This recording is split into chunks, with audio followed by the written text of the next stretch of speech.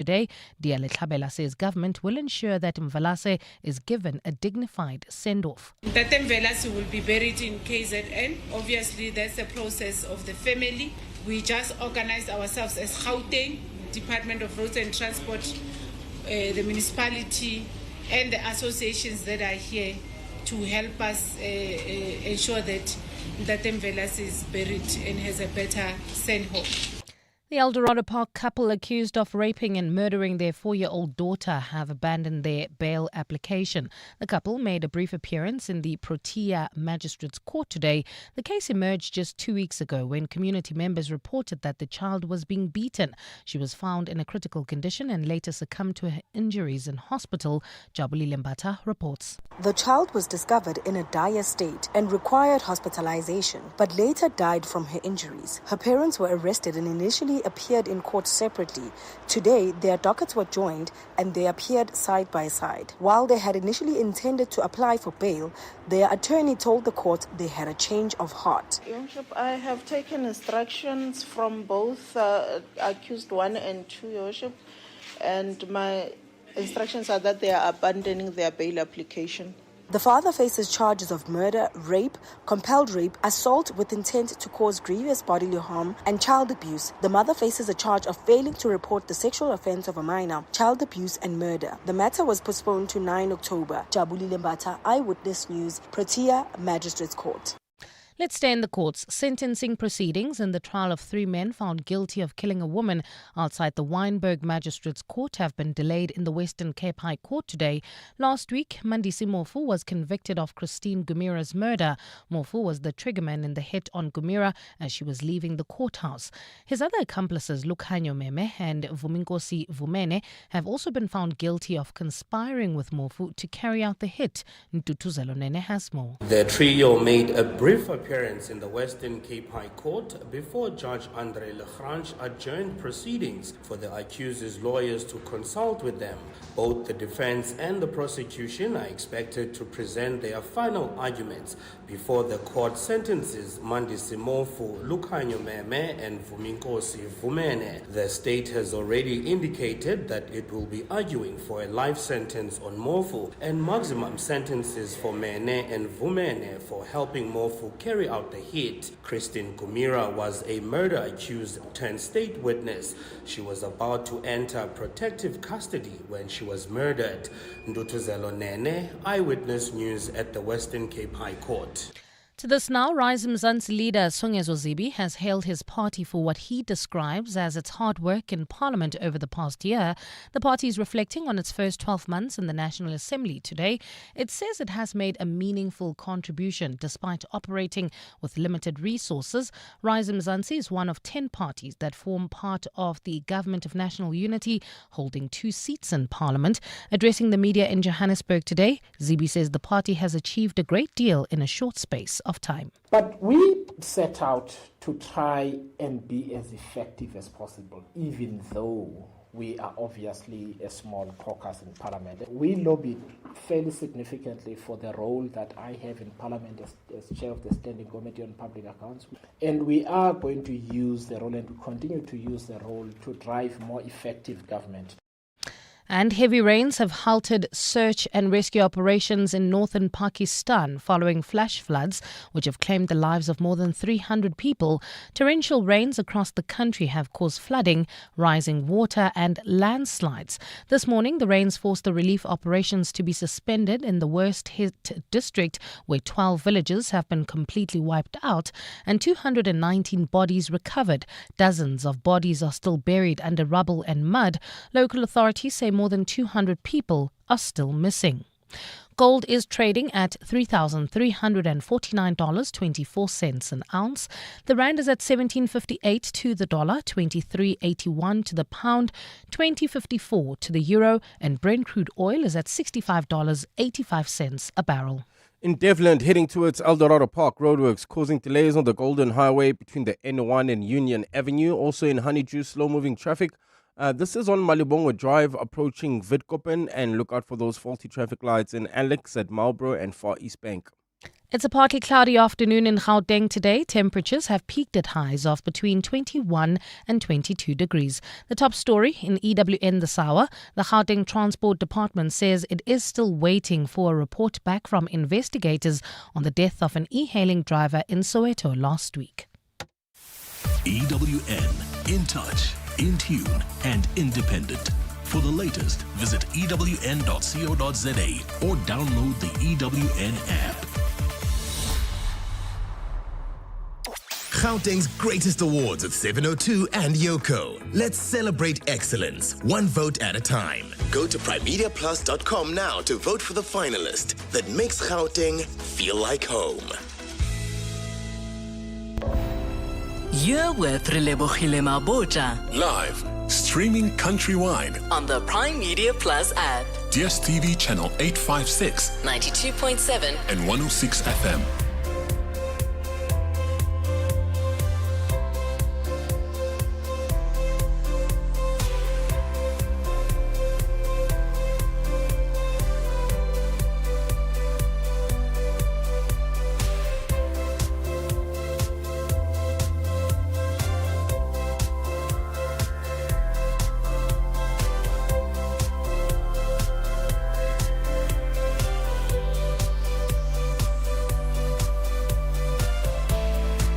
Seven minutes after 1 o'clock. Welcome to 702 Afternoons with me, Relebogile Mabotja. Happy Monday to you, and I hope that you had a fantastic and productive weekend.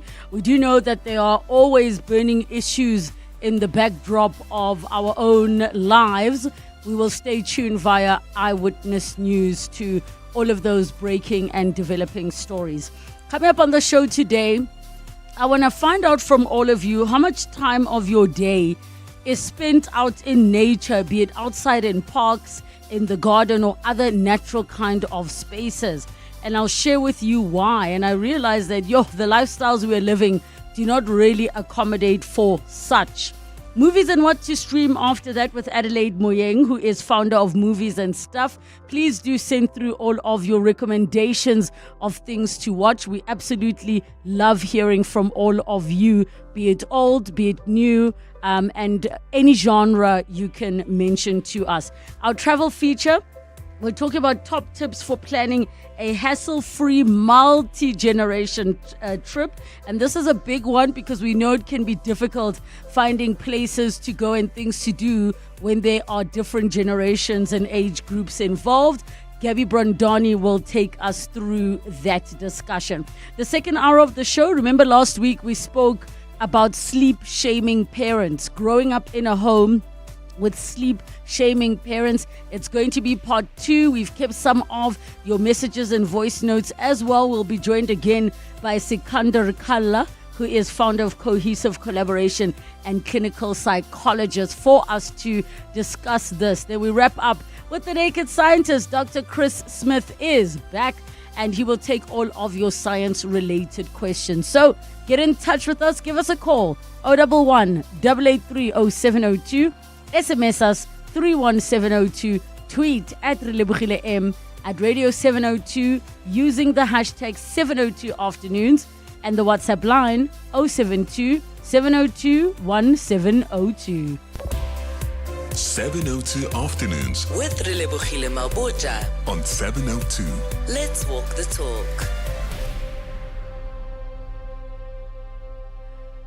If you were to look at your life and how it's set up, on average, how much time do you actually spend outdoors in nature each and every day? Do you make time to do so? And if so, how long?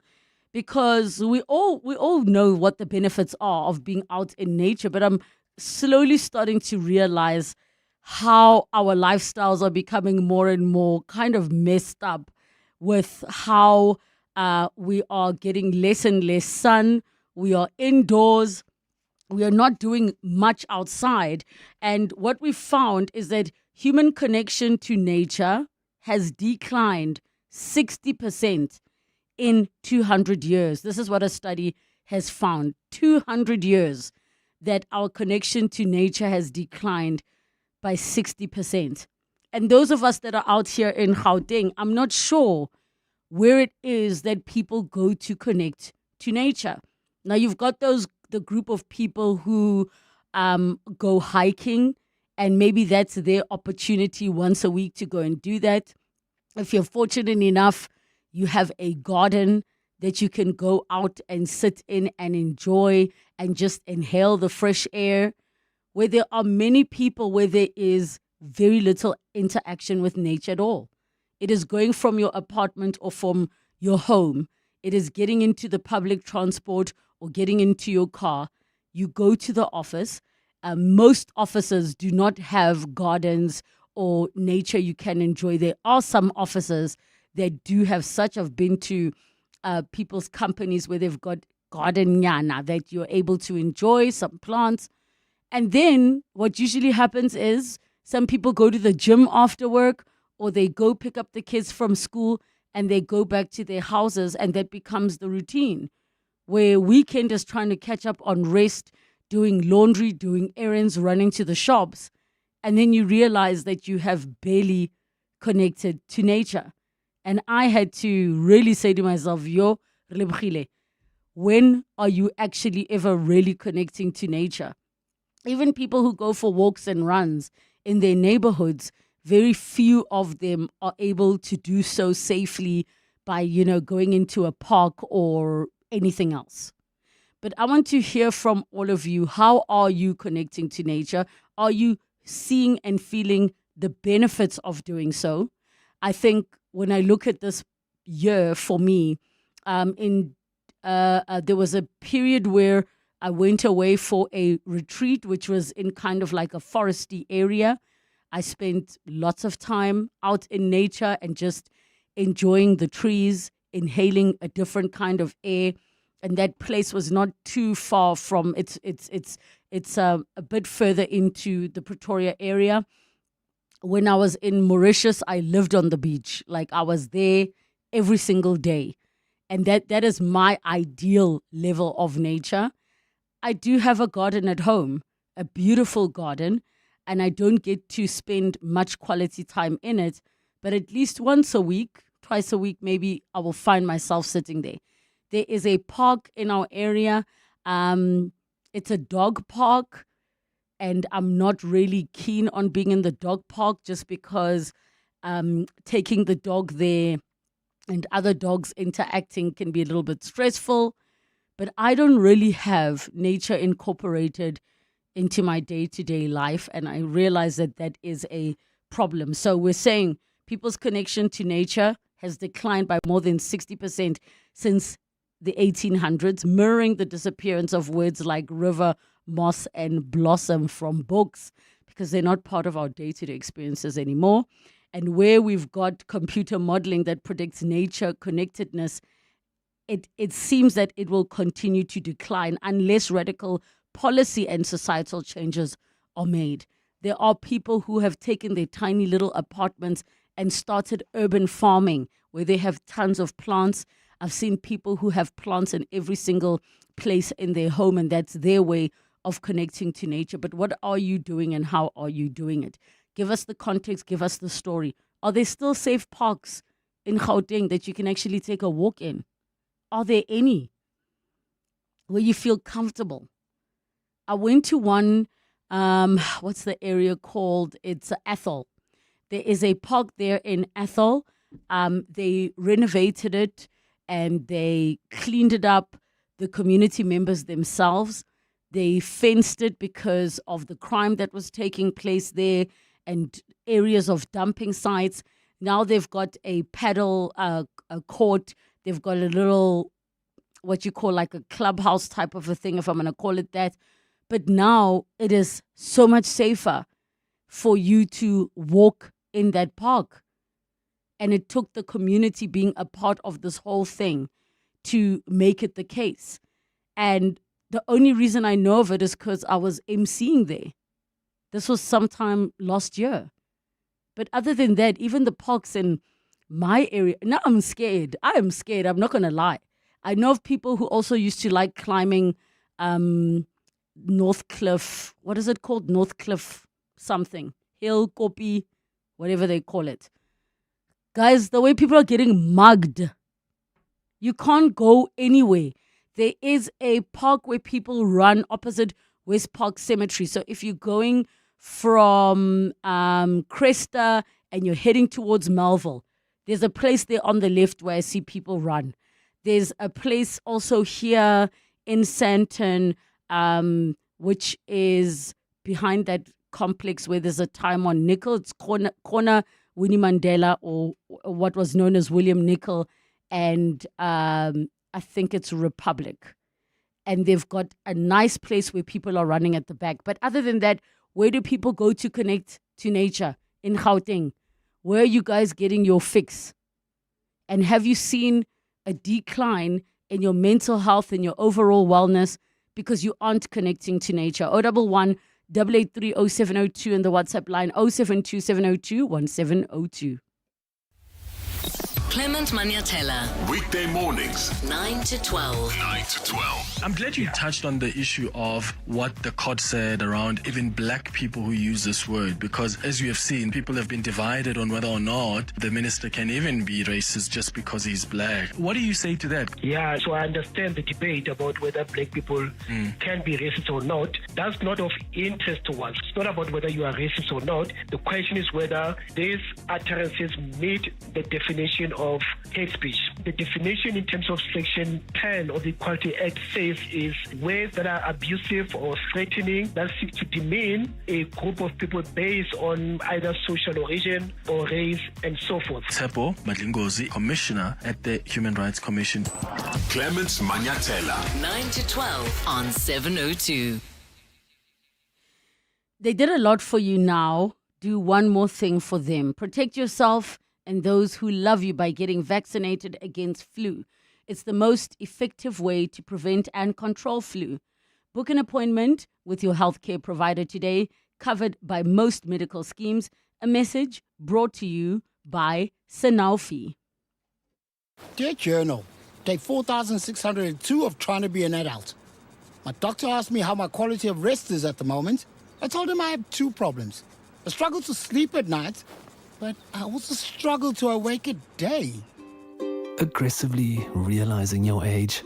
Get covered at pineapple.co.za. It's simple and like 19 Rand a day, so it's 100% the insurance for you. Underwritten by Old Mutual Alternative Risk Transfer Insurer Limited, a licensed non-life insurer and authorized FSP. Premiums are risk profile dependent. Life is full of moments. Some are small. Surprise, I got you a matcha latte. Some are big. Surprise, we're having twins. For all those moments, there's the new Haval H6 SUV with a spacious interior and voice command. It's built for big moments. Get it from only 6699 per month. Visit gwm.co.za for T's and C's and to book a test drive. GWM. Go with more. Brought to you by GWM Finance, a division of Westbank and authorized financial services and registered credit provider. The Festival of Motoring, powered by Westbank, brings the spirit of Ubuntu to the Kyalami Grand Prix circuit from the 29th to the 31st of August. Experience thrilling track drives, 4x4 adventures, drifting, supercar hot laps, and F1 demos. Get your tickets on Howler and use the promo code RADIO for a special discount. The Festival of Motoring, the power of new. They opened their doors before sunrise, stayed up late, showed up. Now they've made it to the finals of Gauteng's greatest awards with 702 and Yoko because of you. But they're not done yet. Your vote that could make them Gauteng's greatest. Go to primemediaplus.com now to cast it. Because support isn't just spoken, it's action. And your vote is a standing ovation for the Corner Cafe with the big dreams, the local legend who never gave up, the startup that's changing the game. Gauteng's greatest awards with 702, powered by Yoko. Let Yoko Counter fuel your business to greatness. Go to yoko.com to explore the new point of sale solution, saving hundreds of businesses time and money. 702 Afternoons with Relebogile Mabotja. 20 minutes after 1 o'clock, we're talking about our connection to nature and how it's declined by 60% in 200 years and will continue to do so. Look at our lifestyles. Look at how we are living. I'm even just thinking about the fact that when we were living in the township, we were fortunate enough that we had a garden. Many people do not have like rich, doing well, fresh air, putting more oxygen into your space type of gardens. But where and how do you connect to nature? Are you somebody that is keen on it? Do you hike? Is it something you intentionally incorporate into your daily life? Or are you like me where it's not really incorporated into your daily life? And I think I can feel it. 011 883 0702, the WhatsApp line 072 702 1702. And the other question I'd ask is, those of you in Gauteng, which is those of you listening in 702 land, where are the safe parks? Where are they? In Joburg and in Pretoria?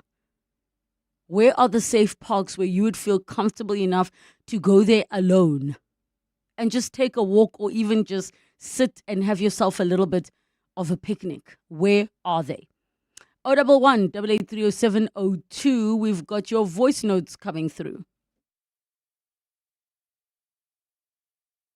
on 072 702 1702. Hi, Relebogile. I used to love going to the park. We've got a park just around the corner from our house, in the Parkmore area, and a river runs through it. Beautiful park.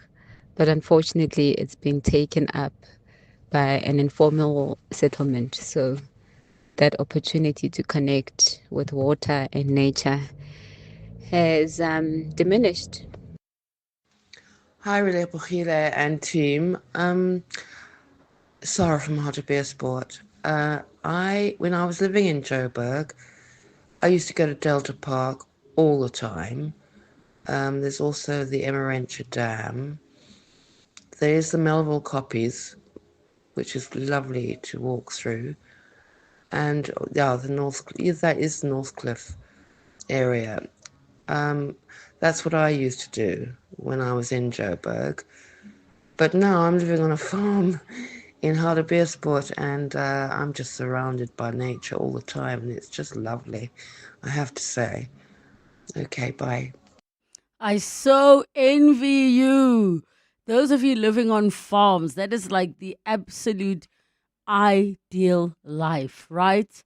Is where the worlds meet, where you can just be out with your animals, your chickens, and just, I can't tell you how much I love that smell of like fresh dung, that smell of just being out in nature. Some of your WhatsApp messages: hi, I go hiking twice a month to connect to nature, and it actually calms me down. Another one says, some people walk between 8 and 11 a.m. on Tuesdays in Modderfontein Reserve. Members of the public will also is open between 6 a.m. and 6 p.m. Modderfontein Reserve. I've never been there. Maybe let me know how it is. Hi, Relebogile. I'm privileged to stay next to Klip Rivier Nature Reserve. I go there with my boys or by myself to connect with nature. This one time I felt like screaming, and my son said, let's go hiking so that we can go scream together on a mountain. We did just that, and it was amazing. Anonza, I love you sharing this story about the screaming, because I saw a woman posting a video where she puts the camera down and she's explaining in the caption that she just needed to scream some anger out. So there she is, alone in nature. She puts the phone down, and you see her walking away from the phone, and then standing and sort of facing the open end, she starts screaming. And some other person also happened to be there, getting a fright and jumping out, because they were maybe sitting where she couldn't see them, meditating and enjoying nature. And there she comes, starts absolutely screaming to get her anger and frustration out. Another WhatsApp message says, I would like to spend more time in nature, but yesterday I witnessed a mother and kids being robbed of their belongings at our park. Unless I take my friend's dogs, that is from Nati, I'm not gonna lie, I am scared. I'm scared. The last time we were in Emmarentia, I think we went there for Mother's Day a good few years ago, and I remember the feeling You know, when people start making their way and walking out the park and feeling like you're being watched. I can't explain the feeling, but that feeling where you're like, we're not safe, we need to move quickly. That's how I felt there by Emmarentia. Such a nice space, and I have no idea what's going to be done about the security. Nkanka on my TikTok live says, Modderfontein and East Rand, it is very lovely there. Actually, how is the Walter Sisulu Botanical Gardens? I have not been there for a very, very long time. I have a cousin who got married there. It was beautiful. Walter Sisulu Botanical Gardens. What about Nairok Sculpture Park? You know, you are a little bit in nature as well. I also haven't been there for a while. Are these places that some of you consider as nature spaces? And then, I mean, if you are robbed, like what must can happen? Guys, I'm not going to lie. This Monday, I'm feeling, you know, when you're feeling not hopeful, where you're like, our country has problems. Ne? Now we're talking and I'm reminded again, Uguti, we have problems. We have problems. And I'm seeing some of you sending pictures through to us. And I think these are possibly your garden, or I'm not sure what it is. Hi, Relebogile. Oh my word, you read my mind. I'm at a point of frustration. I live near the Kloofendal Reserve, and it used to be pretty safe. Recently, there have been reports of people squatting and muggings occurring. There's nowhere safe to just breathe in Joburg. Need space to just move outside freely without anxiety of being attacked desperately. Are we going to just complain forever till we're old? I love Europe for the reason that you can just walk, cycle, and de-stress anywhere without having to drive out kilometers or even pay to enter. I feel you on that one. And I mean, we are quite an urbanized like society unless you go towards places like your Chartwell, your Kailamis, your Lanseria, where you start seeing like the farms and things. But I don't know where we go to connect with nature. We have Mike in Krugersdorp. Hi, Mike. Hi, Relebogile. How are you? Good, thanks, and you? Good, good. I just wanted to make a comment on the Walter Sisulu one. Yes. Quite safe, I must say, because it's got controlled access. People do pay at the entrance, so obviously there's security outside, there's security inside, so it kind of keeps count of people who are in the park. And what also makes it quite safe is that I think they don't kind of like close until everybody's accounted for, because of they've got controlled entry, they can have a head count of who's in the park. When it's time to the park, they can also do check that. So it's quite. Do you just go there for a walk? A walk, run, picnic as well. It does get quite full though, especially in the summertime, because I think that's that's the time that everybody goes. But other than that, it's quite great for a walk. Parking quite safe as well. There's car guards, and it's got a great parking as well, quite huge as well. So it takes a number of cars. Nairok on the other side, not so good. Really? Safety? No, safety is fine, except that it's not really well kept. I must say that because they had an event the other time, and I think it was quite a bad one, because they've got sewer water running through some of their dams. I don't know if it was a one-time thing, but it was there for a time, so it has very unpleasant smell.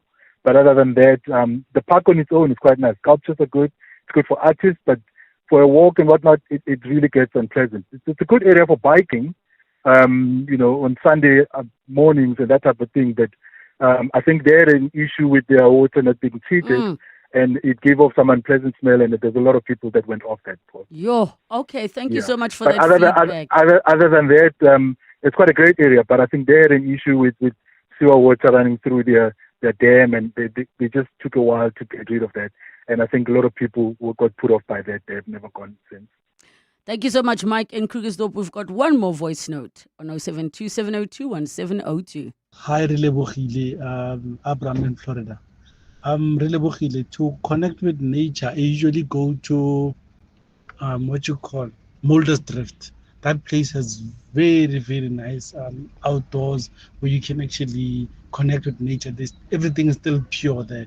The mountains, the rivers. Everything is so cool.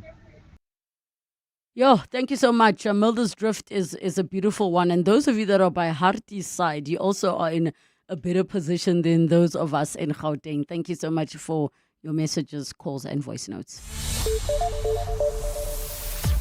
Time for your latest Eyewitness News headlines. It's just after 1:30. Good afternoon. Thanks, Relebogile. Good afternoon. The Thabo Mbeki Foundation is not ruling out returning to the national dialogue after pulling out last week, along with several other legacy foundations. Chairperson Geraldine Fraser-Moleketi reiterated today that the foundation's withdrawal was over what it felt was a lack of preparation for the national convention, which was held at the weekend. The Gauteng Transport Department says it is still waiting for a report back from investigators on the death of an e-hailing driver in Soweto last week. MEC Gidiboni Diale-Tlhabela says they need to allow police the space to do their jobs. Last week, e-hailing driver Mthokozi Simvelase was shot and killed and his vehicle set alight outside Mabotja Mall. And the Eldorado Park couple accused of raping and murdering their 4-year-old daughter has abandoned their bail applications. The couple made a brief appearance in the Protea Magistrates Court today. The case emerged just 2 weeks ago when community members reported that the child was being beaten. Those are the headlines. This EWN and more at 2 or as it happens. EWN Traffic. Well, at this stage in Honeydew, there's slow-moving traffic. This is approaching the intersection of Malibongo Drive and Windhoek. Otherwise, the rest of 702 land looking good. No accidents have been reported on our highways. Just look out for those roadworks, though. In the Devland area, this is approaching Eldorado Park on the Golden Highway. Between Union and the N1, also faulty traffic lights in Edenville, Morafontein Road and Van Riebeek, as well as in Rand Park Ridge at Bayes Nordia and the N1 North. If you come across any other traffic issues, please WhatsApp us on 072 702 1702. There's more EWN on air, online, and on the EWN app.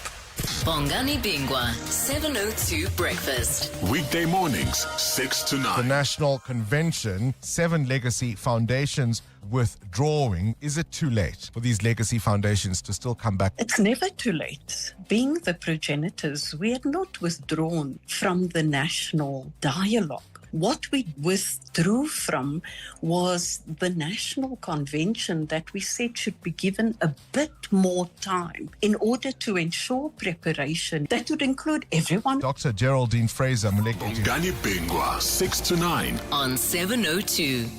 We plan for vacations, retirement, and even tonight's dinner. But do we plan for our health? It's how we protect our family's future. So who are you staying healthy for? And how can you protect their future? Choose Dis-Chem Life, the life cover that helps you live a healthier, more rewarding life with health checks and extra rewards. Visit dischemlife.co.za now. Dis-Chem Life. Choose a better partner for life. Dis-Chem Life is an authorized FSP 50594, underwritten by Guardrisk Life, a licensed life insurer, FSP 76. T's and C's apply. At the heart of global conversations shaping our future, Africa's voice is more important than ever.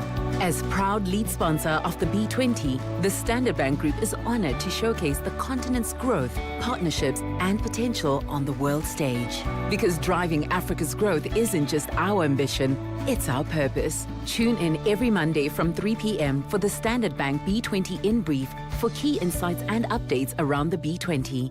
Standard Bank is an authorized FSP and registered credit provider. To walk the talk is to turn words into meaningful actions. And it's what we at 702 are committed to doing every day. We are also committed to following the rules set out by the Broadcasting Complaints Commission's Code of Conduct.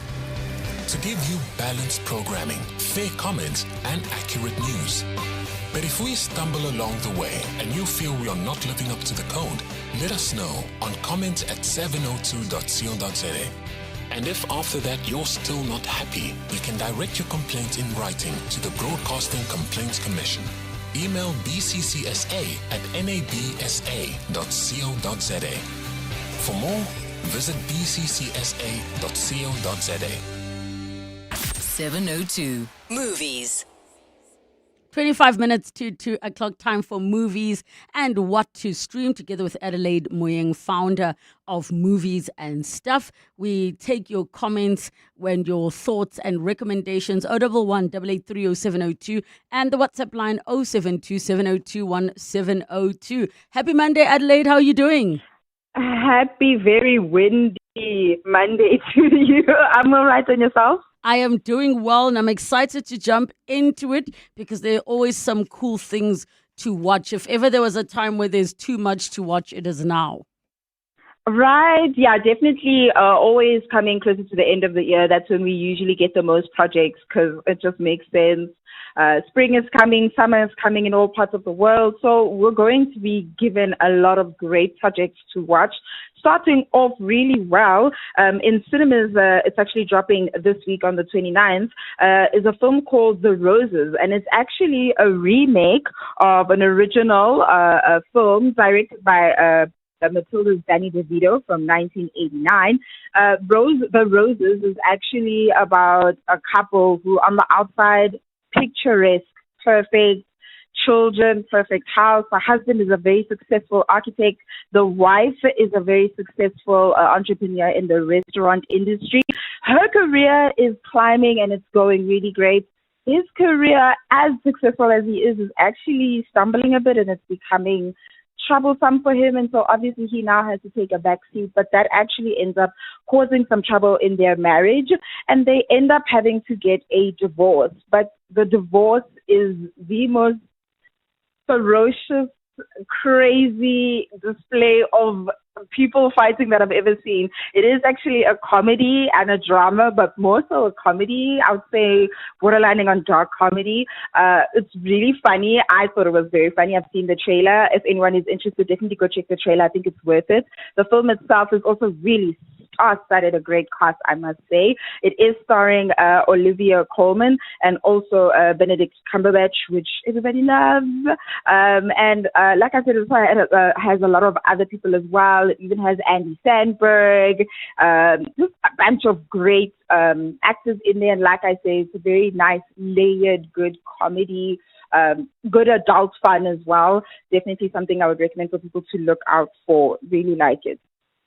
Okay, so we've got The Roses. Then the next one is Hunting of Jessica Brock. What's that about? Yes, this is a South African film, actually. It is dropping on the 22nd of August. It's dropping this week.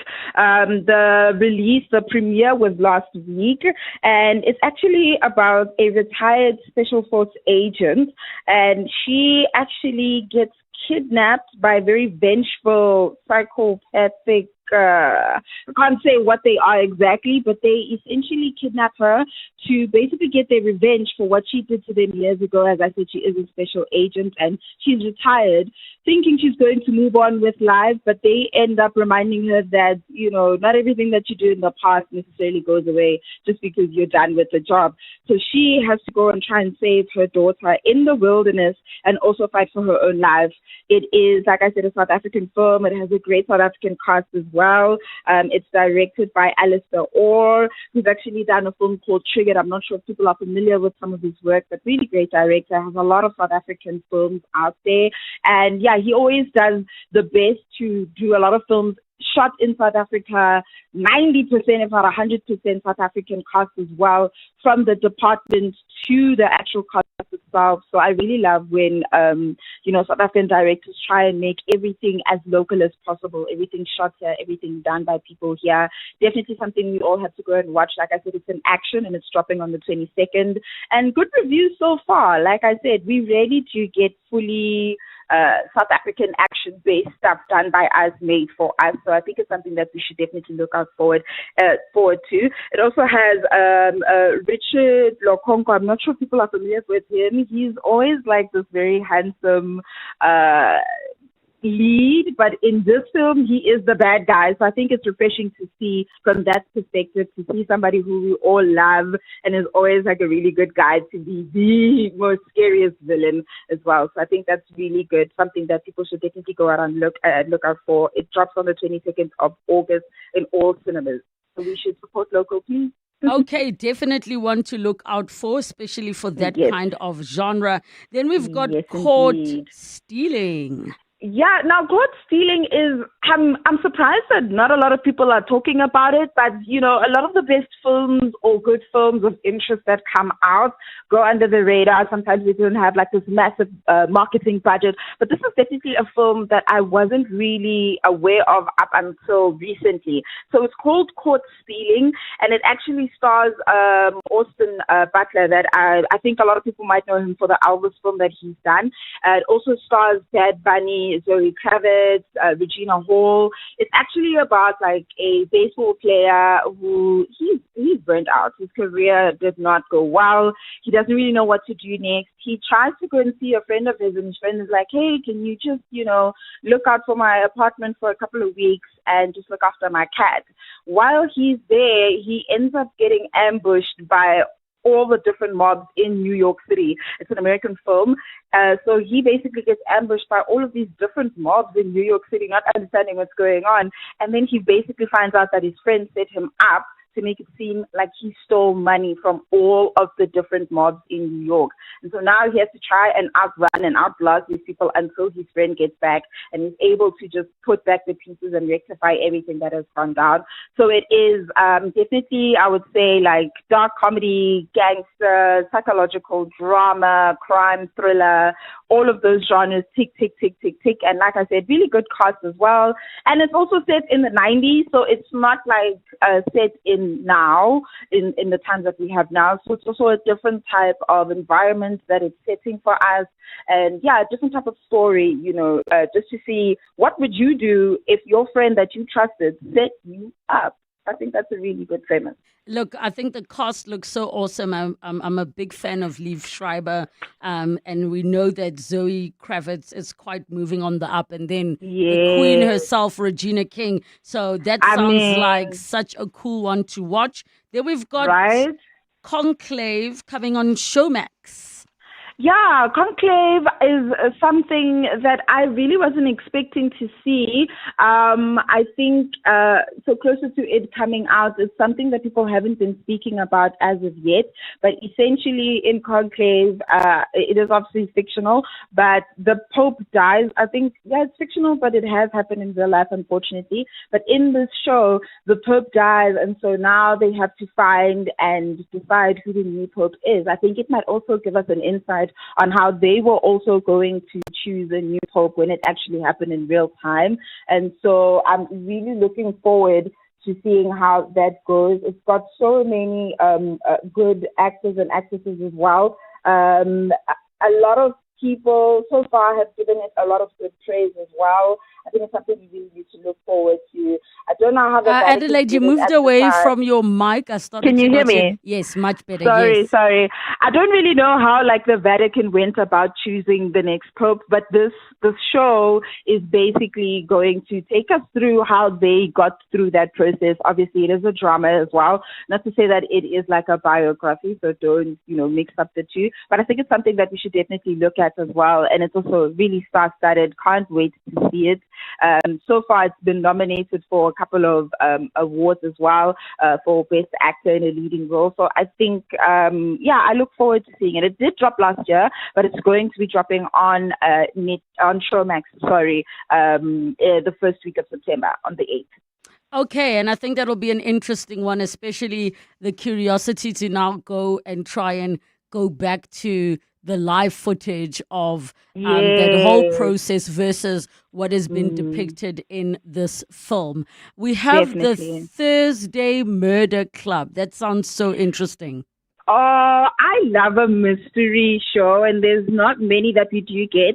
I hope that people do not confuse it with, I think it's The Only Murder in the Building.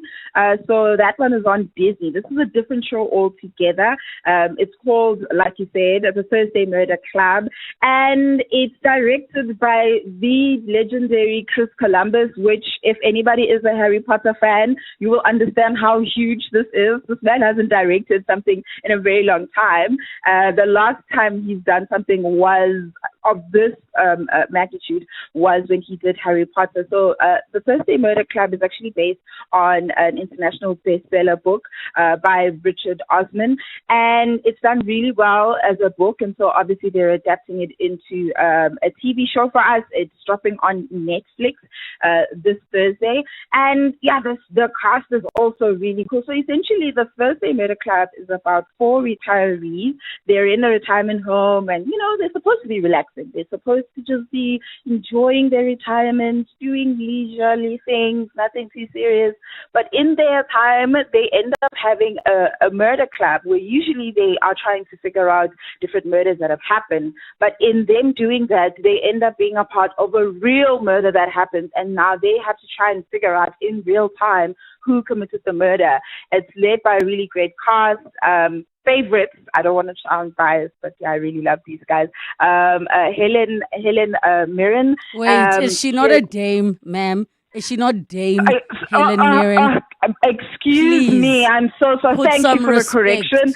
Oh my goodness, what a mistake. I'm so sorry. Thank you. The Dame Helen Mirren, who's also in Mobland. She's really busy this year. Shout out to Mobland. For those of you who don't know, just a sidetrack, definitely go and watch Mobland if you can. She's also really great in that. Her and Pierce Brosnan are also in Mobland together. Maybe their chemistry is really good. That's why they're doing projects together. Also, Ben Kingsley, who we know from Gandhi as well. So I would say definitely something to look out for. It's very witty, mystery, investigative, but also still quite fun. So yeah, and even Chris Columbus himself has said that this is one of his projects that he really enjoyed directing and doing. So I think that's a really good, solid show that we can watch. Really looking forward to it. All right, and then we also have Val Rivera. Yes. You know what? I was very surprised by this. I must say, you guys are not going to. So essentially, Val Rivera is basically, so for anyone who's watched the Mommy Club, Fundy Woofstad, which is actually on Showmax. It's one of the highest, most watched Afrikaans show at the moment on Showmax. And the creators of that show they've now given us Val Rivera, which is almost like a same reality TV show. It's the Housewives of the Val, essentially, but they've got their own thing. So, because the Val, it's also made up of both people or families from Van der Veil Park and Vereniging. So we're just basically getting Real Housewives mixed with original fun, the Mommy Club type of situation all mixed together. The trailer is so good. Please go and check out on my page on Movies and Stuff SA if you want to go and see the trailer as well. And it's actually part of the reason why I found out about this, funny enough, is because there is a film festival happening currently in Cape Town called the Silver Scream Festival, which is like the Silver Screen Festival. It's happening in Cape Town currently from Wednesday up until Saturday in Camps Bay. And so they're all debuting a bunch of different CakeNet projects, but this is the one for me that stood out the most. The trailer was so explosive, so filled with drama, so filled with what is happening. I thought the Val was peaceful. I thought the river was nice. We all thought so, but the ones that are peaceful from the outside will always have drama lurking beneath. So those are the things you can watch. And to the WhatsApp message that says, Lebo and team, documentaries to watch rated 10 out of 10, The Mendes Brothers, as well as Fat for TV, The Dark Side of the Biggest Loser TV show. I think those are both on Netflix. Thank you for your recommendations. Adelaide, see you next time. It all starts with FNB Private. With secure, easy payments for a hassle-free overseas holiday. Tap, swipe, or go digital with your FNB Visa cards. Earn rewards when using your FNB credit card or global account debit and virtual card. You can even fund your global account on the FNB app while traveling. Make the most of every moment. Unlock invaluable with FNB Private. Help changes everything. FNB, a division of First Rand Bank Limited, an authorized FSP and credit provider. TCs, earn rules and limits apply. If you want to know about the heart and art of jazz, look no further than the Standard Bank Joy of Jazz Festival, a grand ensemble of over 50 world-class acts across 4 stages for 3 whole days. That's right, from the 26th, 27th and 28th of September. The Sandton Convention Center will be demure and sophisticated as the fine Standard Bank Joy of Jazz 2025 takes you deep into the heart, the art and splendor of jazz. Take me there. Book your seat via Ticketmaster now. Change will give you blisters. You can wear it in, or it can wear you down. It's exhausting, uncomfortable, pushy. Change is work. Change is motivating. Change is ambitious. Change is the finish line that always moves. Change is opportunity. We're ready to chase it.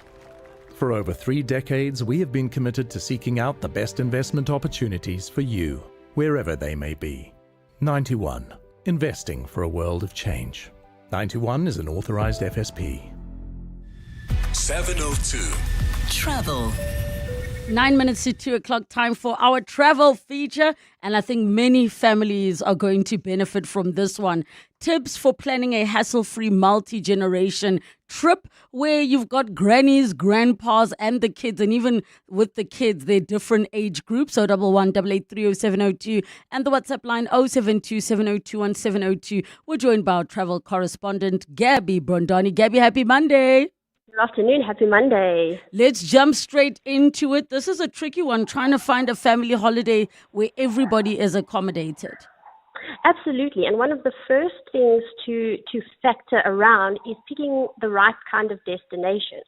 So when you're catering to different kind of energy levels, different interests, different ages, versatility really is your best friend. So your older travelers, like the grandparents, older parents, older aunts and uncles, they may find value, comfort, and culture also in slower paced activities, whereas the kids and the teens often are more interested in a bit of action and independence.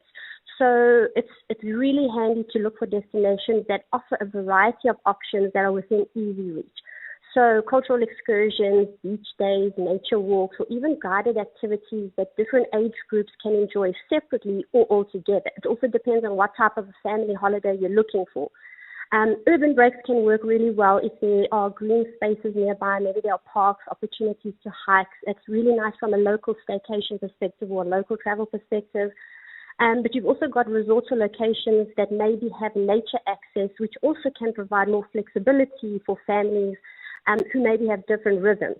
Another really important factor to think about when it comes to picking a destination is how far are you prepared to travel. If you've got maybe babies or really small kids or maybe elderly people joining you, you maybe want to pick a destination that's a little bit easier to get to, maybe less flights, less driving time. And another really important thing to remember, if you are planning an international trip, to also consider destinations that are on the same time zone as you. Okay, and I think that is a good starting point because you do get the people who want to have a whole itinerary from 5 a.m, and then you get the ones who just want to sleep in. What about logistics? Because those can also, become a bit tricky. Yes, especially if you are traveling with little ones. So one of the biggest friction points on family trips can be mealtime logistics. So trying to figure out where do you eat at multiple times of the day, especially if you are traveling in a big group where there are maybe fussy eaters or people with specific dietary needs. It can add unnecessary stress onto a holiday where you should be relaxing and enjoying your time together. Adding in transport, planning, ticket bookings, budgeting, it can start to feel like work. So that's also where a lot of families tend to go, a lot of multi-generational trips tend to go for your all-inclusive resorts that take care of your meals, your activities, your accommodations, your drinks, everything. Club Med, of course, being a very popular option from that perspective internationally. Childcare, sports, everything taken care of. So it really is one of the more convenient ways of planning a multi-generational trip where there's minimal effort and admin that you need to do if that's the kind of trip you're interested in. I'm so into that. So all that all-inclusive, which means everybody can sort themselves out. It's not now trying to figure out what are we doing with the next meal and splitting the bill and all of those things. What about trying to find that balance of having like doing stuff together and maybe having your own personal space? Absolutely. So one of the best things from a multi-generational trip perspective is that they tend to work best when you balance quality time with opportunities for solo adventures or downtime. So the best way around this is to build your days around maybe one or two shared activities with everyone. Maybe it's we're all going to meet for breakfast, then we're all going to go about our days, and then either meet for lunch or for dinner in the evening. You could plan maybe a morning hike or dinner together, and then give everyone else their time to relax or be as active as they want to. So maybe the grandparents want to enjoy a spa afternoon, maybe the kids want to go and enjoy the kids club, maybe the couples want to enjoy a beach. There's just something that at least allows that freedom and flexibility, but where everyone is anchored to know, okay, we are going to have this quality time together in between pockets of time to do what I want to do. Okay, and I think that is quite a good consideration. And then, different families have different vibes and flows. Chat to me about some tips there. Yes, so accommodation is another thing to factor in depending on the type of a trip that you want. So hotel rooms work well for quick city trips, but maybe not necessarily for longer stays. So maybe you want to consider adjoining rooms or maybe Airbnbs and that kind of thing. Planning a trip, of course, again, do you want to be more outdoorsy? Do you want to do something more city specific? Do you want to enjoy a nice beach holiday where there's literally nothing except beach time that you want to plan? It just depends, again, on the family dynamic. And what is the objective of the trip that you are planning to take with the family? Okay, and that is a good point. Is it like bonding together, or let's go away and give each other space? Because those ones are also there. And then finally, how can we get experts to actually just help and the load not sit on the one that's the planner? Absolutely, and that's such a good point. Now, the best multi-gen trips, they aren't over-engineered. So try and avoid packing in too many destinations or too much of a tight schedule in terms of your days. So maybe consider choosing one home base and just let the experience unfold from there. Maybe consider working with a travel advisor or booking platforms that do offer tailored experiences. A lot of people also using ChatGPT and AI these days to help plan out their multi-generational trips with tips and top guidance from that perspective. Again, many resorts offering all-inclusive opportunities. Sometimes they even have concierge services that can help you plan age-appropriate activities and excursions. It's really a multi-generational trip is something so special, and you don't want it to feel like too much work. So if there is someone that you know who is able to help you, someone who's maybe planned a multi-generational trip recently, just pick their brain and ask for their advice. You really want to make it a special kind of activity without it seeming like, oh, now it's a chore now. I got you completely. Gabby Brondani, thank you so much for sharing. Where do we follow you on the socials? At Gabby Brondani across social media. And that's Gabby with a BBI.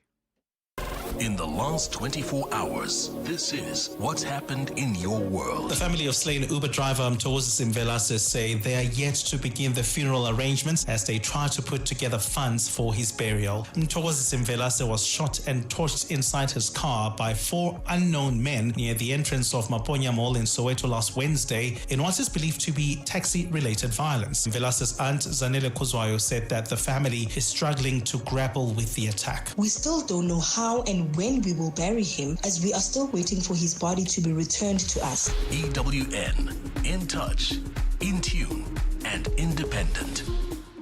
Elevate your flying experience with Lyft Premium. Enjoy even more space, comfort, and convenience with priority boarding, extra baggage allowance, and complimentary lounge access. Visit lyft.co.za today.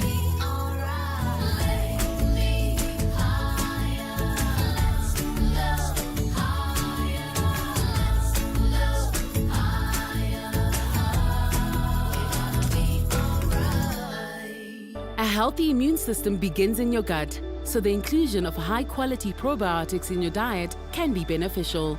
Biogen Supreme Probiotic 9 strain is an advanced formula with Howaru strains and Orafti Synergy 1 fiber designed to improve intestinal flora. Biogen now also offers Supreme Probiotic for her for intimate feminine wellness, as well as acute travel biotic and Choose for Juniors. Choose a probiotic supplement that's right for you. Available at Dischem and biogen.co.za. Hi, I'm Dion Free. Winning requires audacity. That's why I joined African Bank and opened a 60-month fixed-term investment account. I'm scoring 12.8% interest at expiry on my investment. How cool is that? You too can join the bank that backs you to grow your money. Pop into a branch near you or visit africanbank.co.za.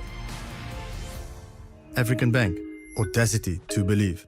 African Bank is a licensed financial services and registered credit provider. T's and C's apply.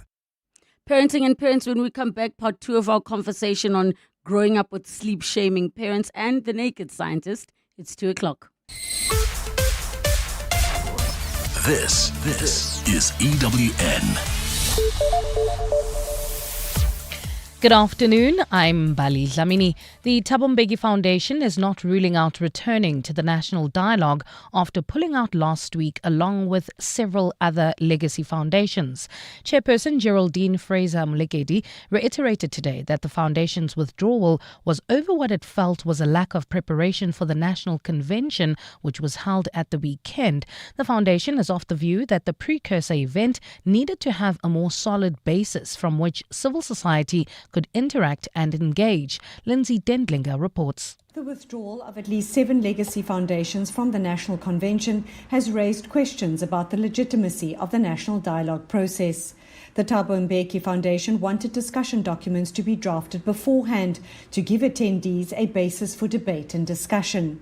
Chairperson Geraldine Fraser-Moleketi says 11 reports on various topics were being prepared when the date for the convention was set by another grouping outside of the preparatory task team. The amount of work you put into the process, the pre-dialogue, results in the quality of the outcome. But she says a withdrawal from the convention does not mean the foundation will boycott the dialogue process entirely. It's never too late.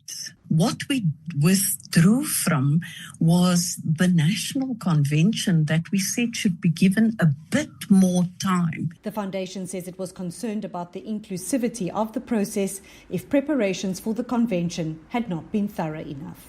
Lindsay Dentlinger, Eyewitness News. The Gauteng Transport Department says it's still waiting for a report back from investigators on the death of an e-hailing driver in Soweto last week. MEC Gidiboni Diale-Tlhabela says they need to allow police the space to do their jobs. Last week, e-hailing driver Mthokozi Simvelase was shot and killed and his vehicle set alight outside Maponya Mall.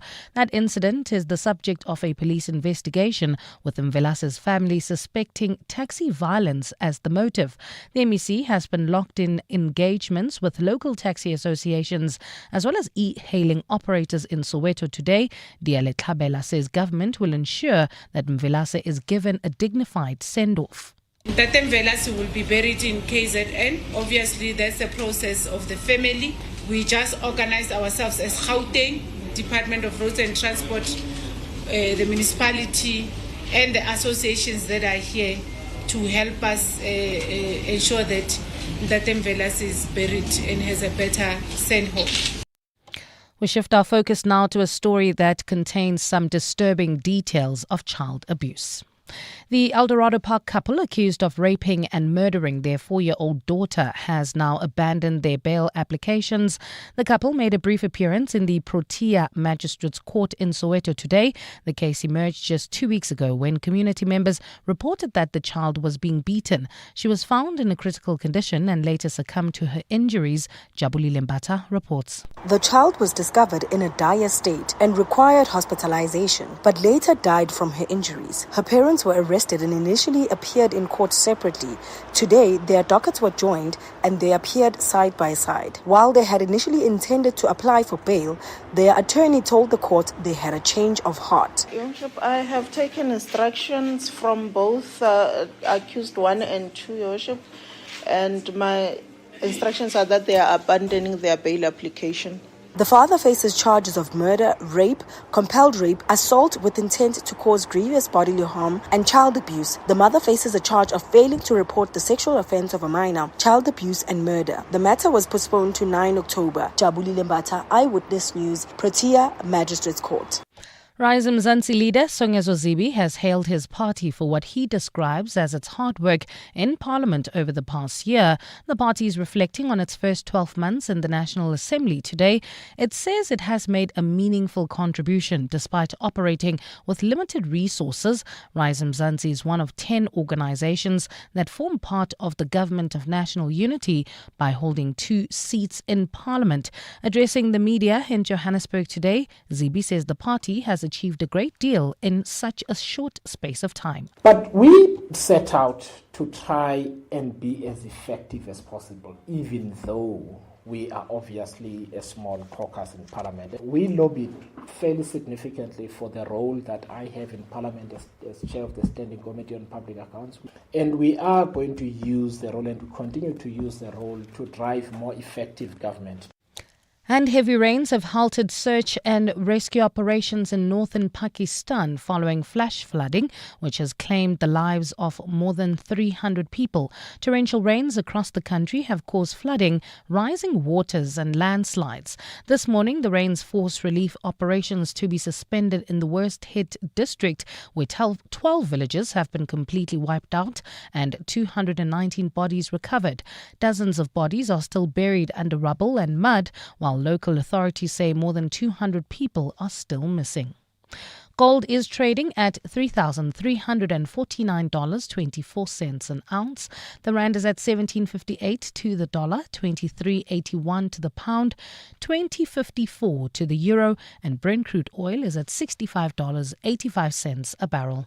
Well, at this stage, if you're traveling through Alex heading towards Germiston, there's slow-moving traffic N3 southbound between Marlborough Drive and Morafontaine Road. Look out for those faulty traffic lights in Bryanston at Winnie Mandela Drive and Sloane, as well as in Alex at Marlborough Drive and Far East Bank.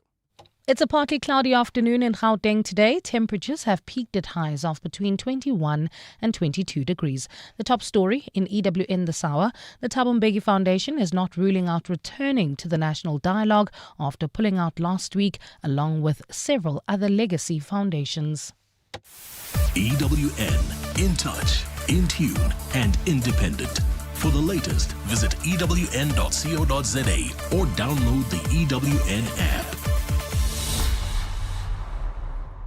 Gauteng's greatest awards with 702 and Yoko. Your vote is not just a click. It's a thank you, a nod, a way of saying we see you. Vote for your favorite local business now on primemediaplus.com. You're with Relebogile Mabotja. Live, streaming countrywide on the Prime Media Plus app. DSTV channel 856, 92.7 and 106 FM.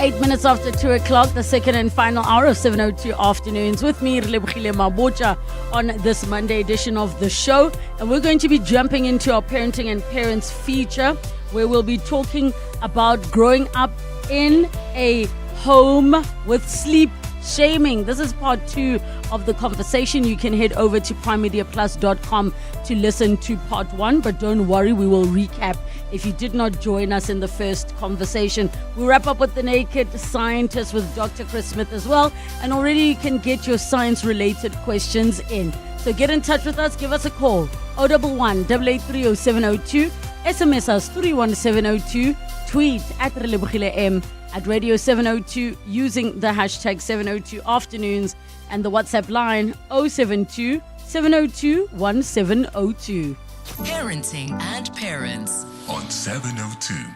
Parenting and Parents time on 702 Afternoons. We are entering part 2 of our conversation that we started last week on growing up with sleep shaming parents. How I came across this were conversations being shared on social media, on TikTok in particular, where people were sharing the stories of how they grew up in homes where some of them were allowed to sleep in on weekends, on school holidays. It was not a thing, whereas other people were not allowed to sleep in, to the point that they were shamed for doing so. So you would be treated like you are lazy, like you have nothing to do. And we even touched on the fact that sometimes in certain homes, it was about control and not necessarily, and when I say a legitimate reason, I mean a reason that makes logical sense to all parties in the household. So if I use myself as an example, we would get told, like, you got to be up early to make your bed and like clean in case people come over. In case, because I'd be like, who's coming to my room and why are you allowing random people to come to my room? I've seen hilarious skits of people showing that hypothetical of when people come, that fear that our parents would have that somebody would come to the house and discover that your child's bed is not made and then say, I knew it. I knew it all along. I'm going to tell everybody at church. 011 883 0702 on the WhatsApp line 072 702 on 702. We're joined again by Sikandar Kalla, who is founder of Cohesive Collaboration and a clinical psychologist as well. Sikandar, just in terms of sleep shaming being a real thing, is it a real thing? And your view, especially coming off of last week's conversation where people were saying, you know, why are we encouraging laziness? Your thoughts on the concept of sleep and rest when it comes to young people on school holidays and weekends? Thank you. Good afternoon to the listeners, and thank you for having me again. I think sometimes we get caught up in the terminology and sometimes we get so lost in the semantics of things that we hear the word sleep shaming and then that immediately triggers specific emotions from individuals where you're putting a term to describe something, and that's when we started going into those conversations of you're promoting laziness and what have you. But I think if we just step back a little bit from the accuracy of the term, but we rather think about what we're actually trying to unpack, because shaming individuals is something that transcends just when it comes to sleep. And I think we know that when we engage with individuals with a certain level of hostility, aggression, a need to exert some sort of force in how we're speaking to try and meet our expectations, that is when we start speaking about things in a bit more of a judgmental way.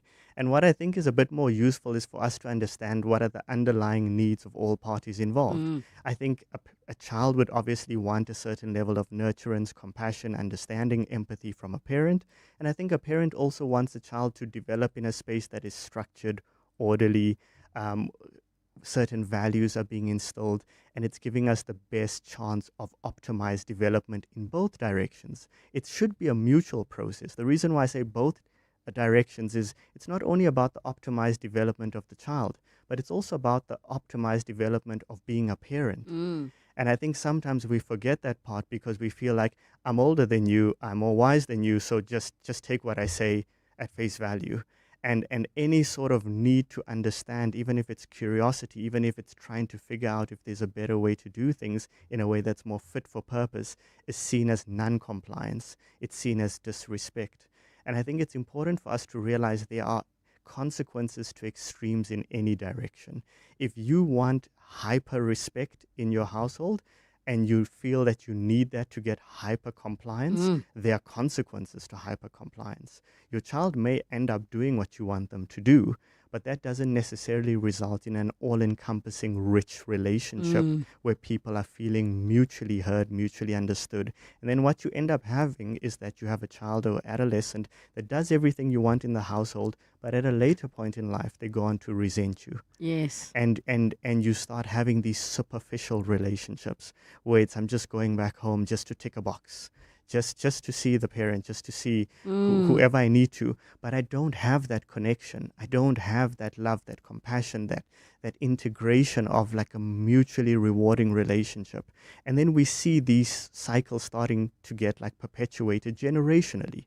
Is that the person who had that relationship with their parent now develops a relationship with their children where it's just fall in line. And they also then end up having superficial relationships. And it's such a sad thing to see that play out because no one is breaking the cycle. And that's why also it's so important to think in age-appropriate ways. Maybe for a young child, you do want to instill a bit more structure as they are testing boundaries. But when your child goes into adolescence, becomes a bit older, there's now an opportunity to say, let me explain why I feel I need these things from you. I actually was going to say, I realized as you were speaking, what was the biggest issue for me being that kid growing up. And it was the fact that there was no room for conversation. It was being ordered to do something, meaning that you have zero sense of agency. And I, am trying my best with my own child to allow him the space to exercise his agency in the safety of home so that he can know what to do with it when he gets older. Doesn't mean he can do whatever he wants. No, there are boundaries, but there is room for conversation. So when my son asks why, I never say because I said so. It is, the why is you have to go to bed because you need X amount hours of sleep and because then you're tired. So for me, I think that's what I struggled with, the just because or what if people came. There was never room for a conversation. I see you, Gail, are waiting on the lines, and I see all your voice notes. We're going to take a break. When we come back, we continue. Africa Milani. Weekday mornings, 4 to 6. We're waiting for law enforcement to do something, which is probably the right thing to do. But why are they still sitting in those associations? Why are they operating taxis still? Some of these members are people, for instance, who maybe are a chairperson and they were told by these bullies who appear and behave like mafias that you're going to have to allow me to operate or else your life could be in danger. And that person, for some reason, maybe stalls or does not allow them. The next day you hear their life has been lost. Machikidi Rebecca Pala speaking on behalf of the South African National Taxi Council. Africa Milani. 4 to 6 on 702. Sir, ma'am, may I take your order? Yeah, let me get the New York cut, medium rare, truffle fries on the side, and the lady'll have the salmon. Grilled, not poached. 2 dirty martinis. Real dirty. Leafy, what's with the voice? Oh, I came over all Tony Soprano. Get into character on a city break with Premier Hotels and Resorts. Stay Friday and Saturday and get Sunday night for free. Book now at premierhotels.co.za. This September, Joburg Theatre brings you a powerful mix of drama, music, and dance. Dancing the Death Drill, adapted from Fred Khumalo's acclaimed novel, tells the tale of Pito Mutaung, a South African soldier forever changed by the tragic sinking of the SS Mendi. The cast features Kwenzo Ngobo, Tuli Tabete, and Clint Brink, with choreography by Luyanda Sidia and original music by Msaki. This is a story of love, loss, and remembrance. Catch it from 9 to 28 September 2025 on the Mandela stage at Joburg Theatre. Dancing the Death Drill, a moment in history brought to life. Book now at joburgtheatre.com. As a business owner, would you rather deal with stacks of slips at the end of each day or have recons done instantly? Introducing Yoko Counter, the new all-in-one payments and points of sale system that removes the guesswork, the paperwork, and the time drain. Taking your business from chaos to control, guesswork to clarity, giving you back time to focus on what truly matters. Visit yoko.com today to find out more about the simple yet powerful out-of-the-box solution with free built-in point of sale software. The Money Show. Weekday evenings at 6. On your next Money Show, ABSA's new and freshly minted CEO, Kenny Fechler, will take you through the company's financial results. MTN's and Tungela Resources CEOs will also deliver their latest figures. We also catch up with the Minerals Council on the Mineral Resources Development Bill. 1 in every 4 loaves of bread sold in the country is made in Sasco. The GM of that bakery, Cornel Vermeulen, will join us on now How I Make My Money feature. The Money Show on 702. Let's walk the talk. The Money Show with Stephen Curtis is brought to you by ABSA CIB, backing the Ideas Fund by advancing capital to African infrastructure investment managers. Your story matters. ABSA is an authorized FSP and registered credit provider. Parenting and Parents on 702. 19 minutes after 2 o'clock, Parenting and Parents feature. We are continuing with our conversation we started last week on growing up in a home where you were sleep shamed, as in you were made to wake up on a weekend on a school holiday, and if you were sleeping in, you were shamed for it by being told you're lazy and whatever else was shared with you. 011 883 0702, the WhatsApp line 0727021702, as we have this conversation with founder of Cohesive Collaboration and clinical psychologist Sikander Kalla. We go to the lines. We have Gail in Johannesburg. Hi, Gail. Hey, Relebogile, how are you? I'm good, thanks, and you?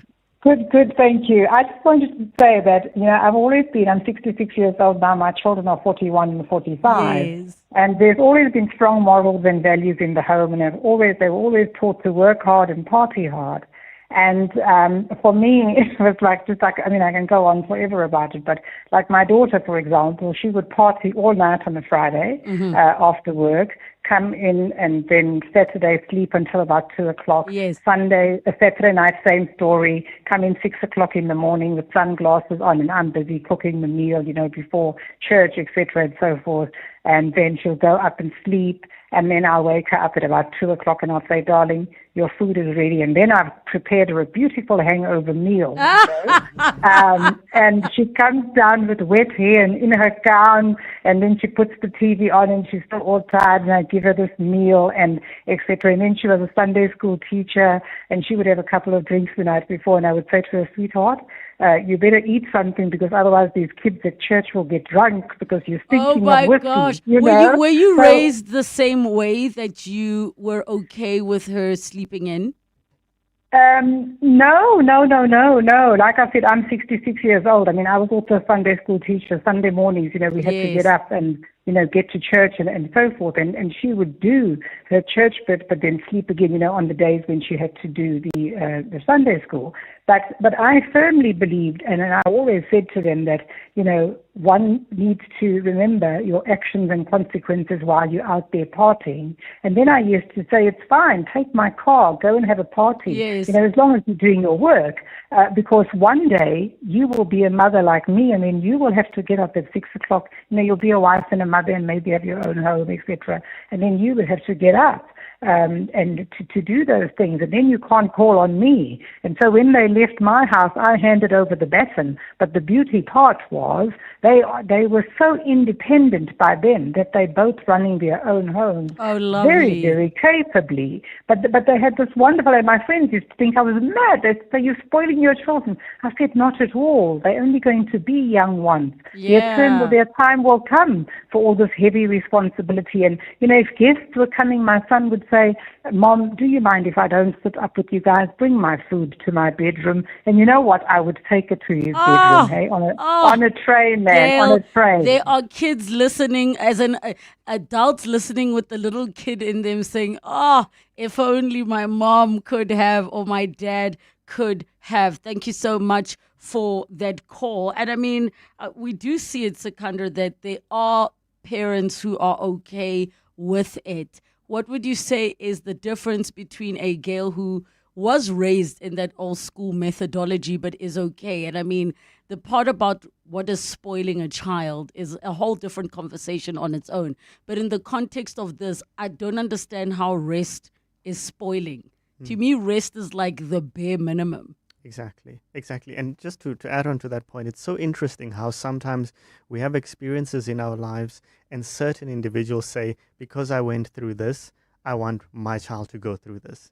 And then you have other experiences where another person will have experiences and say, because I went through this, I don't want my child to go through this. So it just shows you the variability of human beings and how we appraise things and how we sometimes want to do things differently and how sometimes we want to do things the same. And I think it's important to question where the rigidity may come from, that why do I want to do something that I myself didn't enjoy doing, but I want to perpetuate that cycle. But to also add on to that particular point, I think it's an interesting reflection to say, how do we get to a point where we integrate the awareness of I can instill certain values, but do it in a way that's different. I don't need to follow a particular formulaic way of doing it. I can do it in a dynamic, real-time adaptation response, taking in feedback. And it touches to a point that you made earlier where you were saying you can then sit down with your child and say, the reason, you're not just saying, why do I have to do this because I said so? Why do I need to do this? It's now saying The reason why you should do this is because you'll be able to learn better, you'll be fresh mentally, Yep. you consolidate your memories, you reduce your risk of other comorbidities like diabetes and so forth. And that can only happen when you have the awareness that there's benefits to rest, benefits to sleep. But for individual that doesn't necessarily have a full awareness of all of those benefits and maybe feels like perseverance, determination, hyper-discipline is the only way to succeed in life, but they don't realize the unintended consequences that they're dealing with their chronic conditions, with their memory lapses, with poor eating habits that happen from sleep deprivation. If you don't take the time to analyze what is going on in your body and in your mind, you will not have the awareness to know that rest is not necessarily a luxury, it's a necessity.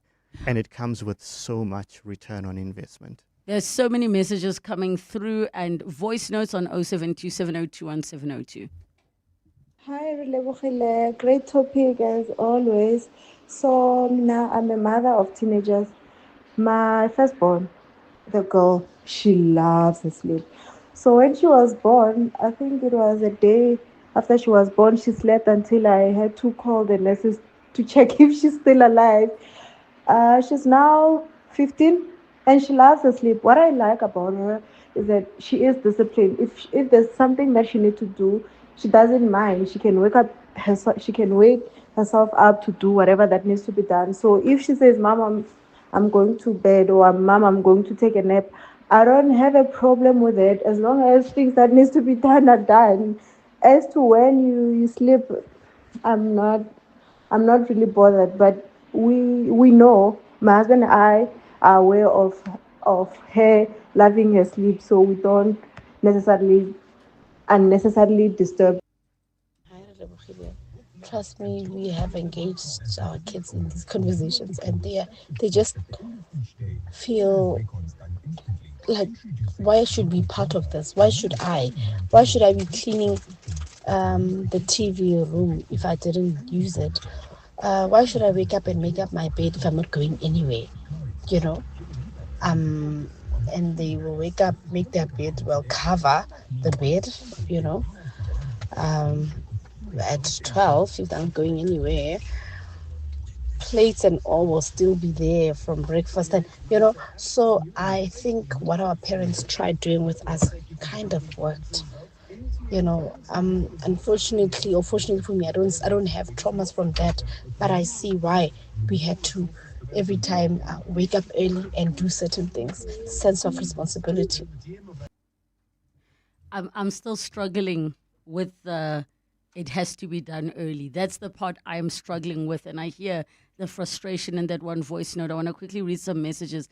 Relebogile, I loved my parents, but my dad was so strict that we were not able to speak up without being regarded as being cheeky. So my siblings and I definitely raised our children differently. Our children, now young adults, have always been allowed to express themselves, but there are boundaries. Sometimes I think that we have been very child-centered in our approach, but I wouldn't have chosen it any other way. That's from Celeste. Another person says, Relebogile, great topic. My wife grew up in a home where they'd sleep at 7 and wake up at about 6. Now that she's unemployed and she sleeps just before 7, leaving me awake till 10 and wakes up at 4 a.m., then sleep shames me for waking up later than her, saying the early bird catches the worm. And yet neither she nor any of her family members have ever achieved anything more than me through that waking up early. Whoa, the shade, Anonymous. Another one says, Lebo, this topic raises a lot of old wounds for me. I still have a scar that my uncle caused on my face because I was sick while in standard 4, and he woke us up kicking us, my sister and I, calling us lazy in winter around 6 a.m. We were 12, if not 13 years old. Another one says, I never sleep until 10 a.m., and that's how I grew up. My mother used to say you don't sleep until the sun enters into your buttocks. Sorry for the word, I know exactly it. And Tate Mandela's quote, sleeping too much will make you poor. Guys, I feel like we're no longer in the struggle era, but what are your thoughts, Sekanda, just on all of these messages and voice notes? It sounds like there are many extremes. Yeah, exactly. And that's why I was touching on the extreme aspect earlier, is that extremes sometimes can yield effective results if you are looking at things in a univariate way. If you are saying, I'm going to be extreme in my respect-based expectations, then you may get extreme compliance, but then you would simultaneously get the consequences of extreme compliance, which is you're leading through fear rather than leading through understanding, compassion, and a full range of other emotions. So I think that things can be effective, but they come with cons, because most things in life are multivariate. Like I keep reiterating that everything you do has its own associated sets of cons that play out over time. And what happens in your childhood then starts to play out in your relationships, your romantic relationships. It plays out in you being a parent. So there's that. But also what was so interesting with one of the earlier callers that is quite catering to her children when they come home late. And Gail, everybody's yes. like, where was Gail when I was growing up? Indeed. With that example, it's so interesting because there's also value in recognizing that children have different personalities and different ways in how they appraise the concessions you give them, the benefits you give them. When I was younger, my parents instilled a great sense of discipline, but simultaneously what they also did was give me freedom to have an autonomous functioning and self-determination and so forth. And I didn't view that in an appraisal of, oh, now I have free reign, I can misuse this power and this benefit. I viewed it as my parents are giving me this autonomy. I must view this as something that I shouldn't take for granted. And I must play a role in playing my part, mutually reciprocating with a certain level of reasonableness in what their expectations are of me. But people are different. So one person will misuse their benefits, and another person will see it as a rise to the occasion of showing that you can use those benefits and pitch up in a responsible manner. I think I would close off, and thank you so much for your time, by saying whatever you decide, obviously it is your home. Those are your children. You get to make the decisions. Ask yourself, what kind of a relationship would you like to have with your children? Is it the one where they are compliant and nod their heads, and the moment they are independent, they want nothing to do with you? Or is it the one where you're actually developing a relationship beyond being parent and child? So I'll leave it there, but as always, we'll continue with our parenting and parent future conversations. It's just after 2:30, time for your latest Eyewitness News headlines. Good afternoon. Thanks, Relebogile. Good afternoon. Gauteng Transport MEC Kidiboni Diale-Tlhabela says they have managed to stabilize the situation at Mabotja Mall in Soweto. This follows community outrage over the death of an e-hailing driver last week. E-hailing driver Mthokozi Simvelase was shot and killed, and his vehicle set alight outside the mall. Diale-Tlhabela has been locked in engagements with local taxi associations as well as e-hailing operators in Soweto today. Members of Parliament's ad hoc committee investigating allegations of police corruption have disagreed on the scope of the inquiry. The committee reconvened today and members are still locked in discussions over the terms of reference. The committee is meant to probe allegations made by KZN Police Commissioner Ntantla Mkhwanazi. And youth delegates at the Y20 summit say they are eager to get talking about solutions to some common global challenges as a meeting of young emerging leaders kicks off today. The youth leg of the G20 is meeting for 5 days in Ekurhuleni. Hundreds of youth leaders from the member states are expected to discuss climate change, inclusive economic growth and employment, as well as multilateralism. Those are the headlines this EWN and more at 3 or as it happens. EWN Traffic.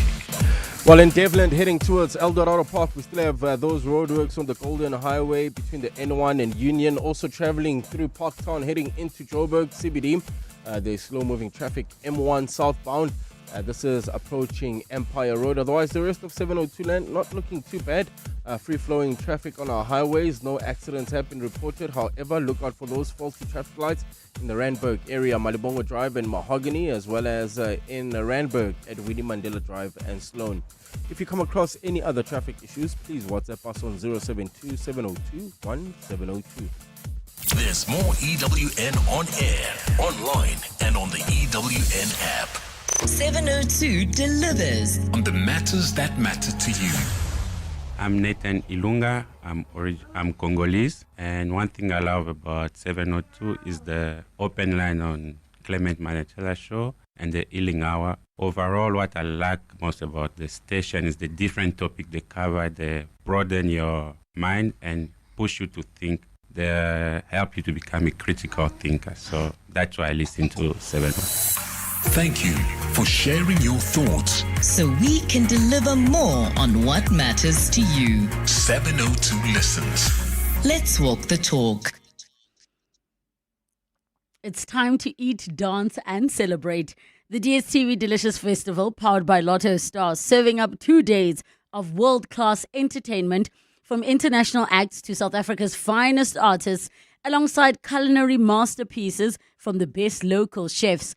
Browse fashion and art, take part in live cooking demos, and soak up the festival's electric atmosphere. Saturday, the 20th of September, is for you and your crew, and Sunday, the 21st of September, is for the family picnic vibes. DSTV is turning 30, and you're invited to the party. One ticket, endless experiences. Ticket at Ticketmaster. More on deliciousfestival.com. It all starts with FNB Private. Diversify your portfolio to grow your wealth. Gain global exposure through shares or unit trusts on the FNB app. Tap into international investments and tax-efficient offshore trusts to build your legacy. Unlock invaluable with FNB Private. Help changes everything. FNB, a division of First Rand Bank Limited, an authorized FSB and credit provider. FNB International Trustees, FNB IT registration number 3080. Licensed by the Guernsey Financial Services Commission to conduct fiduciary business. T's and C's apply. Do you know what's hiding behind the colorful packaging of unhealthy food? Big food companies target children with unhealthy packaged foods that hide high levels of sugar, salt, and fat, which could lead to heart disease, diabetes, and hypertension. But the truth is hidden from consumers. Front of package warning labels are a proven solution to help consumers make informed decisions. The government must act now. We have the right to know what's in our food. Demand front of package warning labels. Sign the petition on heala.org, HEALA.org, by the 30th of September. What if a few small shifts could dramatically boost retirement incomes? This Thursday on 702 Breakfast, Old Mutual Corporate will bring you more learnings shared at the recent Old Mutual Thought Leaders Forum. This time we'll look at some of the ways employers can help improve retirement saving. We're talking real-world impact, employer case studies, and the smart shifts that are reshaping the future of retirement. Join the conversation Thursday, the 21st of August, brought to you by Old Mutual Corporate on 702. Coming up on 702 Drive. 702 Drive coming up from 3 to 6 p.m. John Perlman is not joining us for today. Tabo. Bratabs. Tibos. Tabzozo. Tabozo. Yeah. Is going to be standing in. What did I do? Nothing. Your e-wallet is on the way after this. You've never been so kind to me. Listen, e-wallet has limits. I want a deposit. I don't want an e-wallet. What's coming up on the show today? Couple of things. Thank you so much, Relebogile, and good afternoon to you and your listeners. Couple of interesting things. Of course, the transport issue in Soweto is still very volatile. The MEC of Transport in Gauteng is there having a discussion with the mall and various other stakeholders. We want to know what came out of that or what will come out of those discussions so that there's a bit of peace. You understand that a number of people have been shot and some are wounded as a result of that incident, and the sooner that stops, the better. So we'll touch base on that story. So from South African universities, there are over 20,000 pregnancies, an increased number of STIs in South African universities. What does the future look like? And it's really scary. You're a parent, you took your child there, they come back not with a degree or a qualification, but another human being. We'll touch on that on the show a little bit later on as well. You laid that on really thick. You sent your child to get a degree.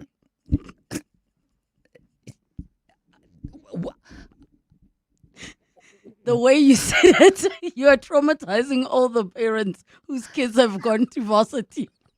Now they're thinking about what you just said. No, that was not the intention. The intention. Especially the ones that are in varsity in another province. Yes. Stressed.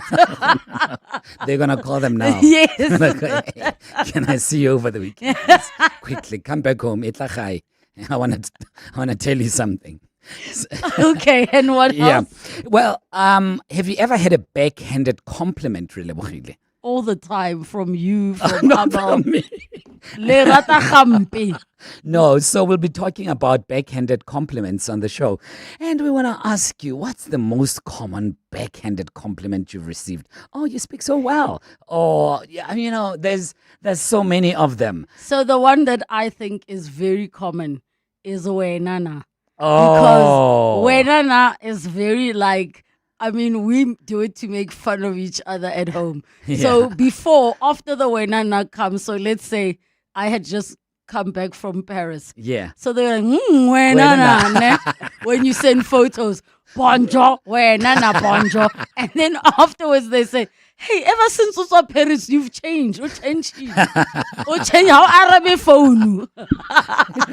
Those are the backhanded compliments we'd like to hear from you about. Yes, all that and more between 3 and 6. 702 Drive coming up from 3 to 6 p.m. Share those backhanded compliments. We know them. 702. The Naked Scientist. 20 minutes to 3 o'clock, time for the Naked Scientist. Dr. Chris Smith is back and we have missed him so much. Happy Monday, Doctor. How are you doing? Happy Monday. I'm very good. How are you? I am doing swellingly well. I think I just made that up. Swell is the word I think I was looking for. And we're so excited to have you back, having missed you for 2 weeks. The questions are already coming in thick and fast. 011 883 0702 and the WhatsApp line 072 702 and 702. We're jumping straight into it. One person says, can you ask the Naked Scientist, is it dangerous to have floaters in my eye? I've had it for 5 years. What can I use for it? What are floaters, doctor? When you look at a bright sky, for example, you sometimes see what appear to be little bubbles passing your field of view, and they drift around aimlessly, and if you stare fixedly at one point, they drop out of view, and then when you move your eye around, then they're back, annoyingly. You also see this when you look down a microscope, for example. They'll swim into your field of view, and when I was really little, I remember being about 7 or 8 years old, and my parents gave me a microscope. They obviously thought this guy needs to be a scientist. And I remember looking down the microscope and I thought I'd discovered something. There were things moving down my microscope. And I realised, because I said to someone, can't you see these bubble things moving backwards and forwards? And they said, no, Chris, that's your eyes. Those are in your eyes. They're little foreign bodies. They are bits of blood vessels. They can be bits of cells. They can be debris from the material inside your eyeball. Your eyeball isn't empty, it's not gas-filled, it's filled with a jelly-like substance called the vitreous humour. And this can accumulate materials, bits of dead cells, other debris, things left over as embryological remnants. And because these are mobile in there, they can occasionally cross the field of view of the light rays that are going onto the retina, and they produce a scatter pattern. And that's why you see these they look like blobs or rings, because as the light refracts around them, you get a series of rings that are darker and brighter. So that's what they tend to look round. But they are completely normal. Everyone has them to some extent. Where you may need to pay attention and be alarmed is if they're a new thing, you've got lots of them, and they're associated with, for instance, prior symptoms of a flashing light appearing at your vision, or a curtain type effect coming down, or a sort of black rain phenomenon. Those can be a sign of something more sinister, such as a hemorrhage into your retina, or a detachment of your retina, or the vitreous pulling away from the retina. These are common things. They need fixing. You need to see an ophthalmologist if you get any of those new symptoms. But the odd floater, they're completely normal. Everyone has them to some extent. Unless they're getting worse or you've got lots of them all of a sudden, you can ignore them and just learn some tricks to keep them out of your central field of view. And don't, if you're teaching a kid to use a microscope for the first time, let them feel that they've discovered a new form of life, like I did, because they haven't. All right. Thank you so much for that question. Let's go to Lionel in Joburg. Hi, Lionel. Go ahead. Yes, good afternoon. I've got two questions. Number one, I have a small lamp. It's got a 2-pin plug. When I hold that 2-pin plug between my lips, the lamp lights up. So anybody who wants to relate to me, I'll tell them you're going to have an electrifying experience. Wow. Well, is that question number one, Lionel? In which case, is the lamp mains powered, or is the lamp an LED lamp that you would connect to a battery or something? It's an LED. Yeah. Okay. That explains it then, Lionel. Because if it's mains powered, then obviously it's an incandescent bulb probably, and going to require a lot of energy to make it glow. LEDs are extremely efficient, and you don't need to put much oomph into them in order to get them glowing. I suspect, but I don't know for sure, that what's happening when you put your connectors in your mouth is that you are basically creating a miniature battery in your mouth. If you have two dissimilar metals in contact with each other through an electrolyte, you can get an electrochemical difference between those metals, which will mean that one dissolves, the other one builds up a layer, and electrons go around a circuit. That's how a battery works. And I suspect that the connectors probably are slightly different metals between the connector and the wire. And when you are putting them in your mouth, the saliva in your mouth, which is a salty conductive solution, is behaving like an electrolyte. So you're producing a very small voltage. And the LEDs, which don't need much potential to make them light up, I suspect that is why it's lighting up. Thank you so much, Lionel, for your call. Let's take a break. When we come back, we continue. John and Sammy, I see you, as well as all of your messages on the WhatsApp line. Here at Betway, we're finding every way possible to make sure you can win your next sports bet. With our new Bet Saver feature, you could get your stake back or more on bets with multiple losses. Stand to win, even when your bet misses. Bet Saver, exclusive to Betway. Terms and conditions apply. Betway is licensed and regulated by the Western Cape Gambling and Racing Board. No persons under the age of 18 are permitted to gamble. South African Responsible Gambling Program toll-free counseling line 0800 006 008 or WhatsApp help to 076 675 0710. Winners know when to stop. Vodacom is now the official telecommunications partner to all our national Springbok teams and SA rugby competitions. And when we say all, we mean every single one, from juniors to seniors, women's to men's, grassroots to World Cup glory. Vodacom is right there, connecting every try, tackle, and team talk. This isn't just changing the game, it's creating extraordinary rugby moments. Vodacom, your front row seats to all things Springbok. Year in, year out, we're fixing tires faster than a Formula One pit crew. My team is on top of things like tire whisperers. If an unforeseen accident were to happen in my workshop, at least I've got My Way business insurance to keep the wheels turning. Visit myway.co.za or dial 0860 64 64 64 and get a quote today. My Way is a licensed non-life insurer and FSP. T's, C's and standard rates apply. My Way. Live your way.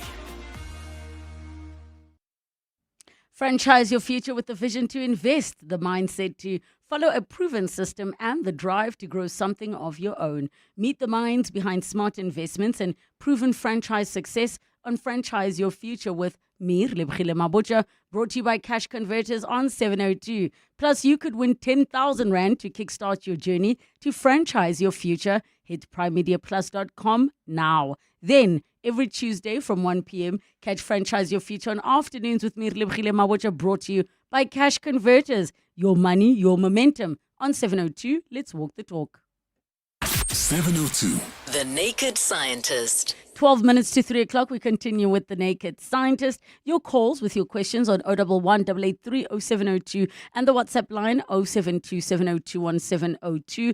And we go to the lines. Sammy in Sunshine. Go ahead, Sammy. Hello. Yes. And the nature scientist, I'd like to ask the nature scientist, why is it that nations in the global north are more industrious and more innovative than there was in the global south.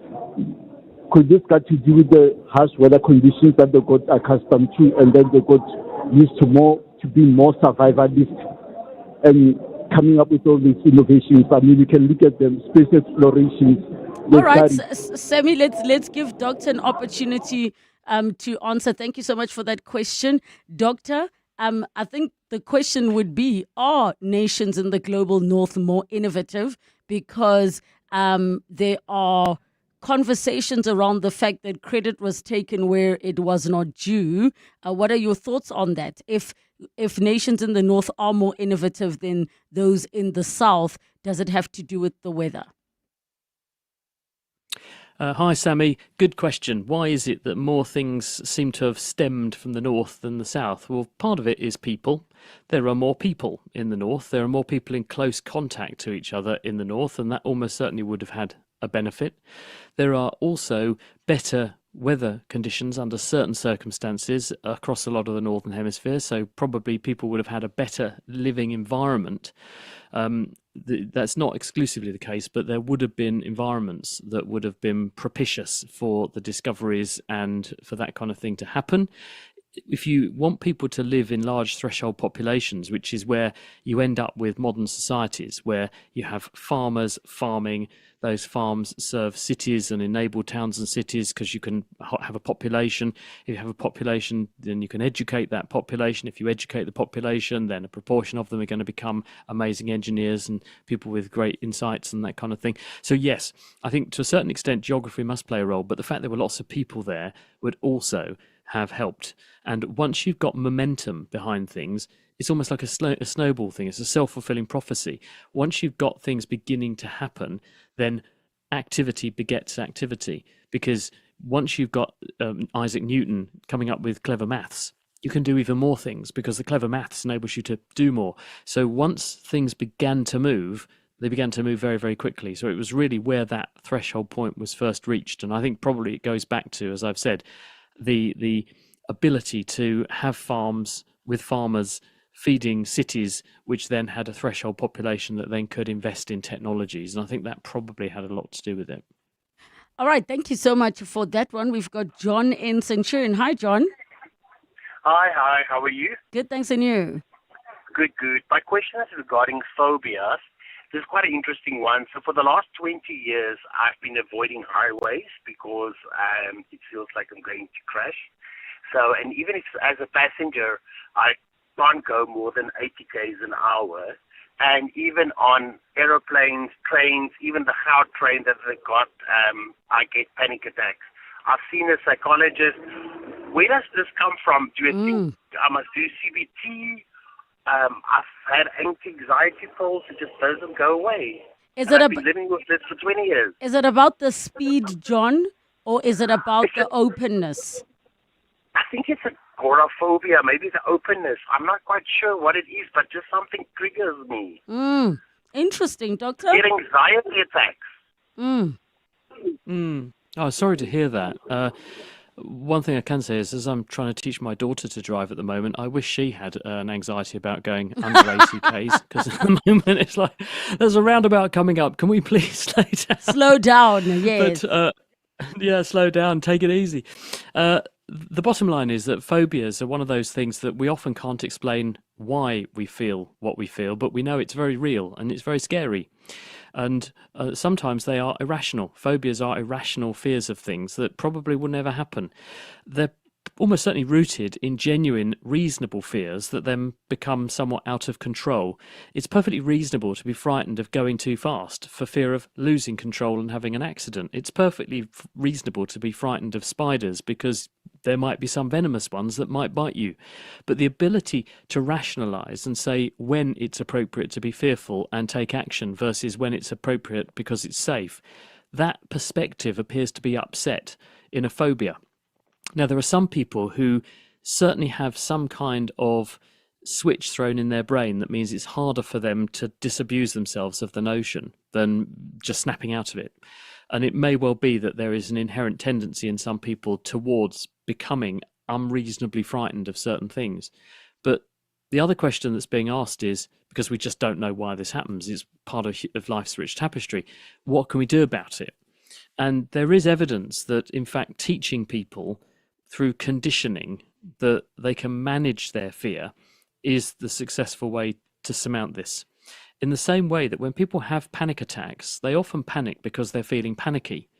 And the panicky feelings make people feel more panicky, and that makes more symptoms appear, which make people then panic more because they think, I'm going to die, I'm having a heart attack, I can't catch my breath, I'm asphyxiating, I'm going to faint. And all these things make the fear worse, and then you focus on those, and that makes you feel even more fearful. When you point this out to people, they then say, so all the symptoms I'm feeling are coming from myself, and I'm focusing on my own symptoms, and they're making me have worse symptoms. So if I just talk to myself and say, well, actually, I know why this is happening, I know what's happening, and in a moment I'm going to feel more panicky because there's more adrenaline coming out, and this is going to make me feel worse. You can undermine the basis of the anxiety, and it goes away. So what psychologists tend to do is a sort of graded exposure, where you say to people, we're going to expose you a little bit to the thing that you find frightening or that induces these kind of dread feelings. And we're not going to do it very much, but a little bit. So you're going to feel a bit uncomfortable. But all you have to remember is that you're feeling uncomfortable because you're making yourself feel uncomfortable. And as you do that, just ask yourself, well, why is that happening? And what actually would go wrong if I just said to myself, this is because adrenaline's coming out, it's going around my bloodstream, it's making my heart beat faster. And you can talk to yourself, telling yourself, if I do this more, I'm going to feel a bit worse. But the only reason I'm going to feel a bit worse, nothing's really changed. It's just because there's more of that adrenaline around. And if you keep doing this and keep exposing yourself, and it's like walking out a little bit further and a little bit further every time, and then you retreat to safety, because you're managing the symptoms, and you learn to manage the symptoms, eventually they stop having that power over you. And then you feel much better. And then in some people, they never come back. And in other people, they remain at a very low level that you can completely control. So they never completely go away, but they don't bother you. And then you've got control. And it's all about that sense of control. And once you get that sense of control over your symptoms, you won't look back. So try some graded or aversion therapy for this, because it really can work wonders for certain people.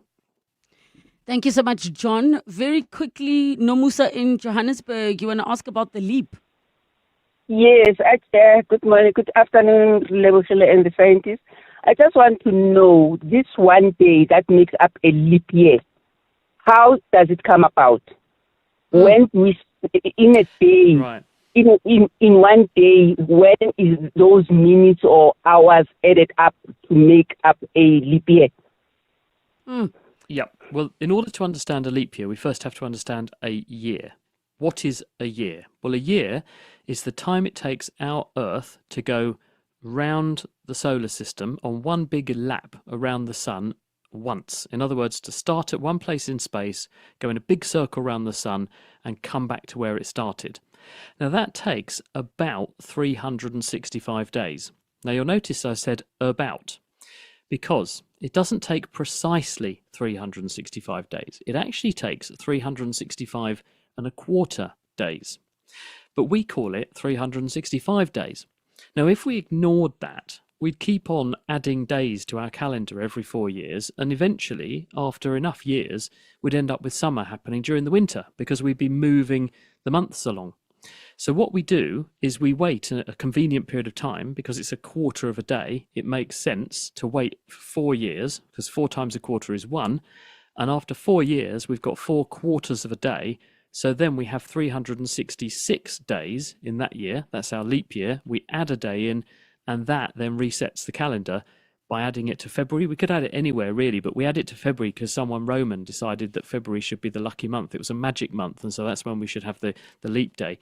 But we add our leap day in there, and that keeps us on track so our calendar doesn't wander off and end up with summer occurring when we normally call winter. That's the reason.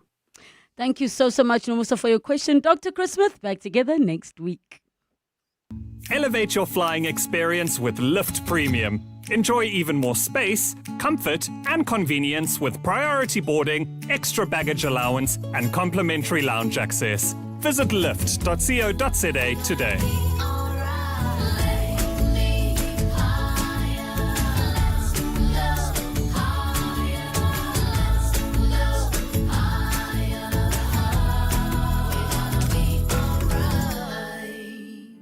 My friend always says, not my problem, bro. But what if it was your sister, your mother, your daughter? Gender-based violence is everyone's problem.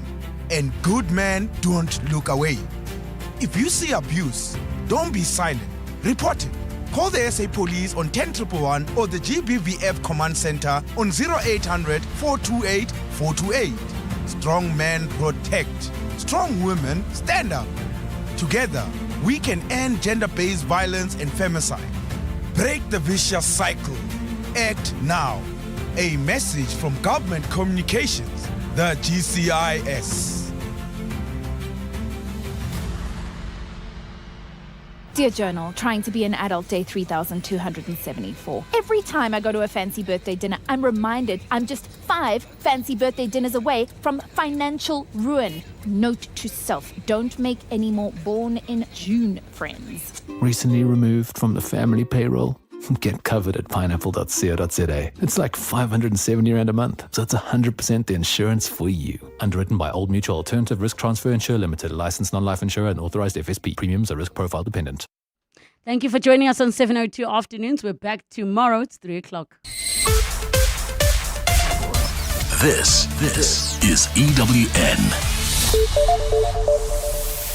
Calm has been restored to Mabotja Mall in Soweto following protests. An ad hoc committee disagrees on the scope of the police inquiry.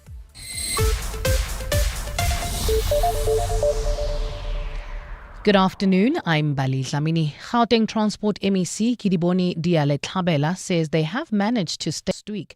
Mthokozisi Mvelase